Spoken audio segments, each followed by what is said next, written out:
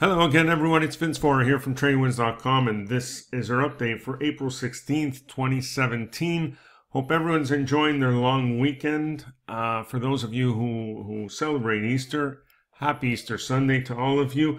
Let's take a quick look at how the markets finished off last week and what we might expect this week. So it was not a positive ending at all. On Friday, we did see more selling.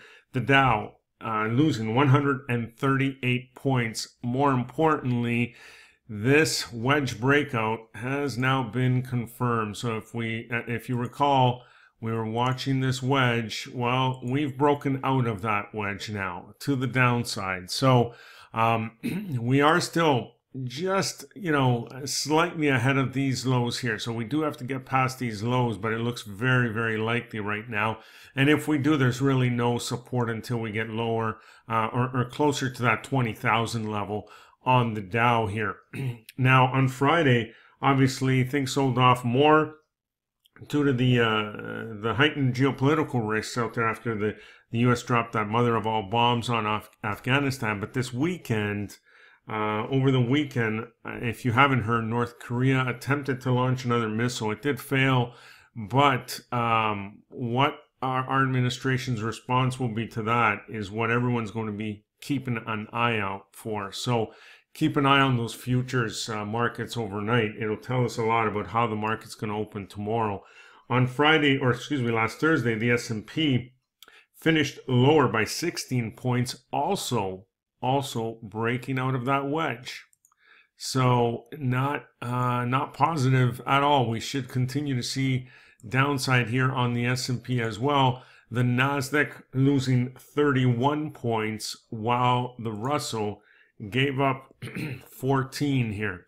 So we haven't completely, well, we haven't yet broken out of this this channel on the Russell, but we're right there. We're right at the bottom, and it looks highly likely at this point, especially, if there is any sort of response against North Korea. I think we'll definitely see more of a pullback. Late last week, TLT continued its climb up 38 cents, while gold made a nice move up about 12 points here and continues to rise, while crude was flatted. At the official close, it was up 7 cents or so. Not a big deal there.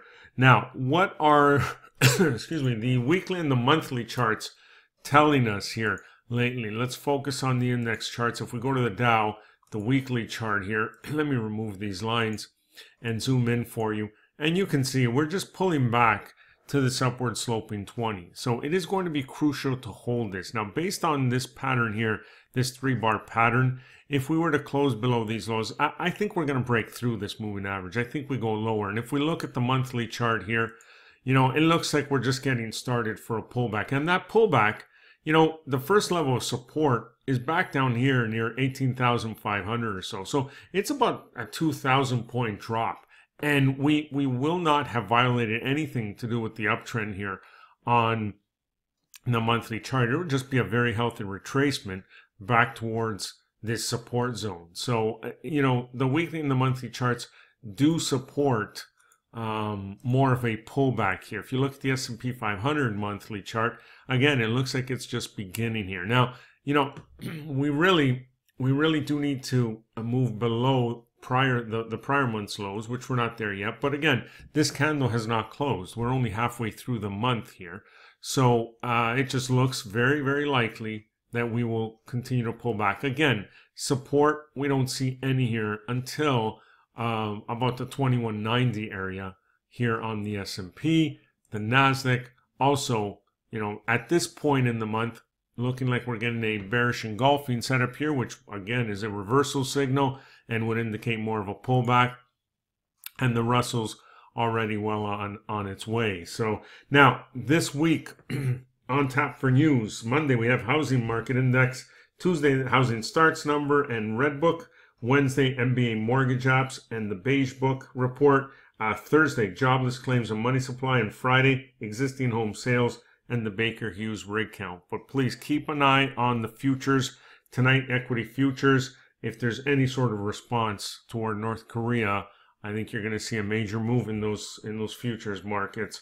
Let's hope it doesn't happen, but keep an eye on it. It'll really give you a good indication of where we open tomorrow morning. That's about it for now. Enjoy the rest of your day, and we will see you on our next update.